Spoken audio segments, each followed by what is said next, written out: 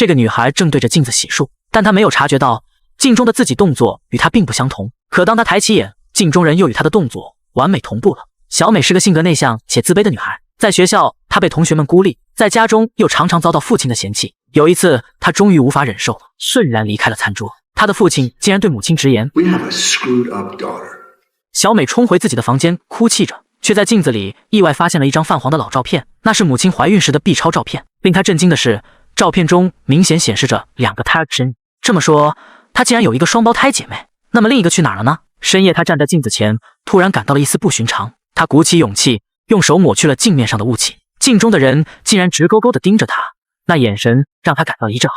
小美吓得转身就跑了出去，整夜都无法入睡。第二天去学校时，小美显得有些精神恍惚，她的心中充满了疑惑和恐惧。昨夜的经历让她难以集中精神。由于她温和的性格，经常成为校园霸凌的目标，特别是一个名叫猪头的男生，他似乎以欺负小美为乐。面对这样的对待，小美不敢反抗，只能默默忍受。在小美的生活中，她只有一个朋友，名叫莎莎。可莎莎并不是真心想和小美做朋友，而是将小美当做一个小跟班。莎莎性格外向，最近交往上的一个男生，小美的心里很难过，因为最早是小美看上的，结果却被莎莎捷足先登。这并不令人意外，因为以小美的性格，即使再过100年都不会去表白的。这天晚上，小美放学回家后，她的母亲建议她参加学校的夏令营活动，让她结交更多朋友，希望这样能让小美的性格变得开朗起来。但小美拒绝了这个建议，结果却遭到了父亲的严厉批评，这让她感到非常难过。回到房间后，小美无意中发现了一张藏在相框里的双胞胎 B 超照片，这让她感到困惑，但她没有深入思考。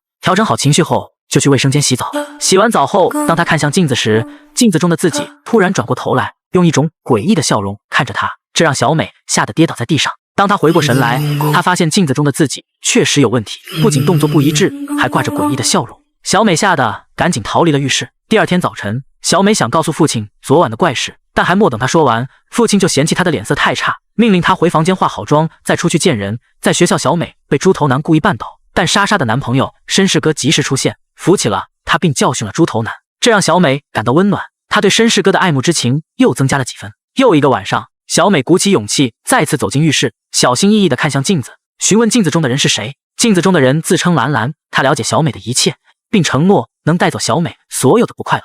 在与兰兰的对话中，小美被她自信的样子所感染，仿佛自己也变得更加自信了。这天清晨，小美心情不错，还化了个淡妆，并向父母宣布了自己的新决定，她打算参加学校举办的滑冰舞会。这个消息让父母感到意外，尤其是父亲，他难得地露出了微笑。然而，小美面临的问题是，她既没有舞伴，也完全不会滑冰。于是，她决定向好友莎莎求助，希望得到一些指导。莎莎很爽快地答应了，并且约定了时间和地点。放学后，小美去父亲的整形诊所找他，却意外地听到父亲和一位女病人之间的对话，语气中透露出不寻常的亲昵，这让小美意识到父母的婚姻可能早已出现了裂痕。尽管如此，小美没有揭穿这一切，而是选择和父亲一起看了场电影，这是他们难得的一次深入交流。在这次交流中，父亲甚至提出要提前送给小美一份18岁的生日礼物，这让小美非常兴奋。回到家后，小美迫不及待地将这个好消息告诉了兰兰，但兰兰对此并不感到兴奋。她认为小美的父亲是个极端自私的人，只关心自己。几天后，父亲果然带小美去了诊所，打算为她进行一系列的整形手术，因为他认为小美的外貌不够完美，带出去让自己丢脸。小美不敢反抗，只能任由工作人员在她身上测量，准备即将到来的手术。这天，莎莎带小美去了一处宽敞的溜冰场，在教小美滑冰时，莎莎很快就放开了手，让小美自己尝试。小美摔倒后，莎莎并没有上前帮助，而是继续展示自己的溜冰技巧，并且警告小美不要再和绅士哥说话。原来，莎莎早已感觉到小美对自己的男朋友有所企图，就这样，小美失去了她唯一的朋友。晚上回到家，心情沉重的小美再次来到镜子前，向兰兰倾诉自己的伤心事，并自责认为是自己导致了和莎莎的决裂。兰兰帮助小美回忆起莎莎从3岁起就对她的嘲笑、背叛和欺骗，指出莎莎只是把小美当做了陪衬。兰兰告诉小美，只要她亲吻镜子中的自己，就可以消除所有的痛苦和烦恼。眼看着小美就要亲上去的时候，门外的母亲却在这时叫她出去，使得这个灵魂互换的计划暂时搁置。在舞会的那天，小美换上了一件光彩夺目的新裙子，准备在冰上展现自己的风采。然而，就当舞会开始时，她发现自己的滑冰技巧仍然不够娴熟。正当她感到迷茫无助时，绅士哥伸出了援手，热情地邀请她共舞。这一幕被莎莎撞见，她怒气冲冲地走过来，狠狠地瞪了小美一眼，吓得小美一个踉跄摔倒在地。绅士哥本想上前扶起小美，却被莎莎拦住，场面一度陷入尴尬。就在这时，猪头男出现了，他一改往日的恶劣态度，友好的伸出手来。小美犹豫了片刻，最终还是接受了他的帮助。没想到猪头男却将小美在冰面上拖行，就像拖把一样，让她成为了全场的笑柄。舞会结束，回到家后，小美两眼汪汪的向兰兰求助，她再也不想忍受这样的痛苦了。随后，她亲吻了镜子，两人成功的互换了灵魂。镜子中的兰兰来到了现实世界，开始了为小美复仇的计划。第二天，兰兰来到学校，猪头男正在众人面前嘲笑兰兰。兰兰气场全开，一步步逼近猪头男。他本以为这是懦弱的小美，没想到兰兰毫不畏惧，直接在他耳边低语，称他为软蛋无相的男人。放学后，兰兰巧妙地将猪头男引诱到浴室，然后出其不意地用冰球棍击中他的膝盖，为小美多年来所受的屈辱报了仇。接着，兰兰来到了小美父亲的整形诊所，趁小美父亲不在，将他的情人和小美的母亲同时约到了办公室。可当小美的母亲在电梯里遇到父亲的情人时，她选择了默默离开，不敢面对现实。兰兰看着胆怯的小美母亲，希望她能勇敢面对，却只得到了一个耳光。这是一个既可怜又可气的女人。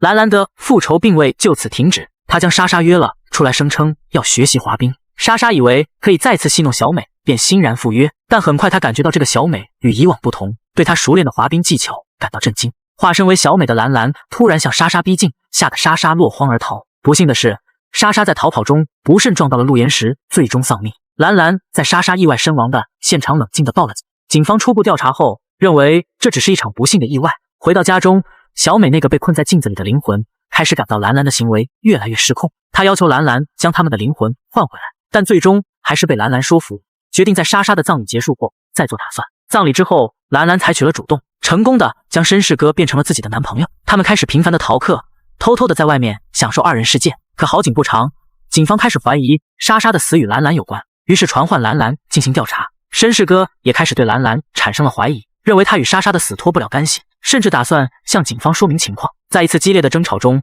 兰兰愤怒地用酒瓶猛击绅士哥的后脑勺，导致他当场死亡。回到家后，兰兰站在卫生间的镜子前，镜子中的小美泪流满面，兰兰也不禁流下了眼泪。她没有预料到事情会发展到如此无法挽回的地步。与此同时，小美的母亲在得知丈夫出轨后，做了一个噩梦，回忆起了一个深藏多年的秘密。多年前，她生下了一对双胞胎，除了小美，还有兰兰。但兰兰是个畸形儿。小美的父亲为了自己的面子，不顾小美母亲的哀求，将兰兰遗弃在了荒郊野外，最终导致她的死亡。原来镜子中的兰兰和小美竟是一对双胞胎姐妹。之后，怀着深深怨恨的兰兰喝得大醉，来到了父亲的整形诊所，问父亲如果他是个畸形儿，他是否还会爱他。小美的父亲心虚的回答说会，但兰兰一眼就看穿了他的好。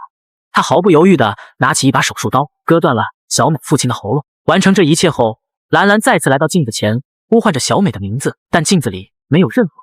影片的最后，兰兰光着脚回到家中，钻进了母亲的怀里，而天花板上的镜子映出了这样的画面：小美的母亲一手搂着一个孩子，仿佛双胞胎躺在了妈妈的怀抱里。影片就此结束，留给观众许多疑问：镜子中的一切是超自然现象，还是小美的第二人？每个人的解读都可能不同，欢迎大家在评论区留下看法。今天的影片解说就到这里，如果你喜欢这个解说，记得给猫哥点赞和转发。